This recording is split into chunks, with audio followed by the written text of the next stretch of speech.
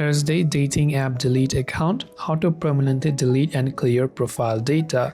Hey everyone, welcome to the channel. In this video I will guide you on how you can delete the Thursday dating account, so make sure to watch the video till the end. In order to close or delete your Thursday dating app or your account, you want to first of all make sure to launch the Thursday app over here.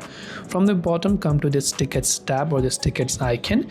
Then from the very top right hand side, you can see the profile icon. You want to tap on it. Now when you come to the account page from the profile icon, if you scroll down, you can find this big option that says delete account right here, and you can see it also gives you a warning that says this will permanently delete your Thursday account, including any unused tickets you might have. So if you're sure of it, tap on delete account and go ahead and again confirm it by tapping the delete button that you can see right there. This way you will be able to permanently delete and clear the profile data for the Thursday dating app. I hope the video helped you out, and if you have got any further questions, do feel free to also leave them down in the comment section below. As always, thank you for watching till the very end of this tutorial, and see you soon in the next video.